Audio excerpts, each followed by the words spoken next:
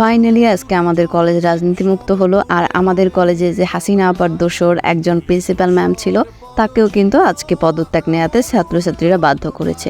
আর পাশাপাশি ছাত্রদের বেশ কিছু ভুল ত্রুটি, এগুলো নিয়েও আমি কথা বলছি আজকের ভিডিওতে। অ্যাট ফার্স্ট সব স্টুডেন্টরা যায় প্রিন্সিপালের রুমে, আর সেখানে গিয়ে তার পদত্যাগের দাবি করা হয়। আর এরপরে তাকে 1 ঘন্টার আলটিমেটামও দেওয়া হয়। আমরা আসলে পিছনে ছিলাম, ঠিকভাবে শুনতে পাইনি, কজ আশপাশের স্টুডেন্টরা এত বেশি আওয়াজ করছিল। এখানে আপনারা যারা আন্দোলনে যান বা যে কোনো সময় যে কোনো দাবি উত্থাপন করতে গেলে যে মেইন লিডে থাকে বা যে কথা বলে, তাকে কথা বলার সুযোগ দেওয়া উচিত।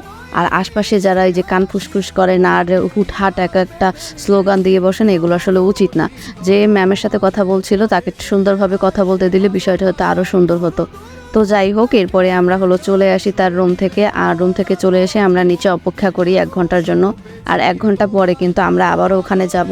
নিচে আমরা যখন দাঁড়িয়েছিলাম তখন ভাইয়েরা আবারও কারণগুলো খুব স্পষ্টভাবে বলছিল যে কেন আমরা প্রিন্সিপালের পদত্যাগ চাই। ক্যাম্পাস থেকে 3 মাস সশস্ত্র ছাত্রলীগের জঙ্গিকে ওদেরকে মারার জন্য পাঠাইতে টিএসসিতে। উনি ছাত্রলীগকে সাথে নিয়ে উনি সরকারি এজেন্ডা বাস্তবায়নের জন্য দুর্যোগ ভবনে আগুন দেওয়া এবং ক্যাম্পাসে ভাঙচুর চালাইছে। শুধুমাত্র স্টুডেন্টদেরকে টার্গেট করার জন্য। উনি বলছে একটা রাজাকারের বাচ্চাও যেন ফিরে না আসতে পারে ক্যাম্পাসে। আর এরপরে যে মিডিয়া এসেছিল তাদের সাথে স্টুডেন্টরা বিভিন্ন সাক্ষাৎকার দিচ্ছিল যে আমরা এই পদত্যাগ কেন চাচ্ছি, আর আমরা এখন নতুন করে ক্যাম্পাসে কি চাচ্ছি।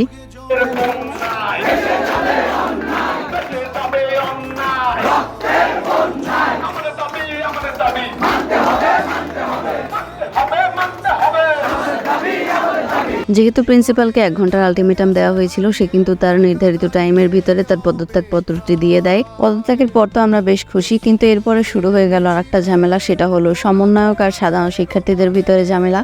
আমাদের কলেজে এত বেশি রাজনীতি ছিল যে আমরা কিন্তু কখনোই কলেজ থেকে কোনো আন্দোলনে নামতে পারিনি। সবাই একত্রিত হয়ে ক্যাম্পাসে যে আন্দোলনটা করেছে, সব ক্যাম্পাসে আমরা কিন্তু ওইভাবে পারিনি। আমরা প্রত্যেকেই কিন্তু আলাদা আলাদাভাবে আন্দোলন করেছি। কিন্তু এইখানে এখন এমন একটা প্রোপাগান্ডা শুরু হয়েছে যে প্রত্যেকে যারা আন্দোলন করছে এক একজন এসে নিজেদেরকে সমন্বয়ক দাবি করছে, আর সাধারণ শিক্ষার্থীরা এটার বিপক্ষে যাচ্ছে। সমন্বয়ক বলতে তাকেই বোঝায় যে সমন্বয় করে আর কি, একসাথে সবাইকে নিয়ে দেন আন্দোলন ঘটায়।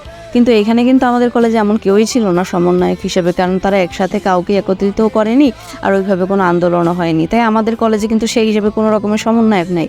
আর বাংলাদেশে হিসাব করা যে 6 জন সমন্বয়ক আছে।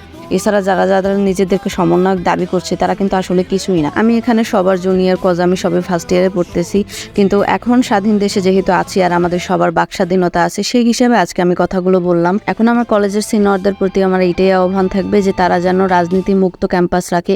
এখানে ছাত্র দল বা সমন্বয়ক এই টাইপের কোনো দল যেন না আসে। এখানে সবাই যেন সমান থাকে আর সাধারণ শিক্ষার্থী থাকে, এখানে কেউ সমন্বয়ক না। যাই হোক, আজকের ভিডিওটা আমার এখানেই শেষ হচ্ছে। এরপর কলেজে গেলে হয়তো আবারও ভিডিও করা হবে। আজকের মতো আল্লাহ হাফেজ।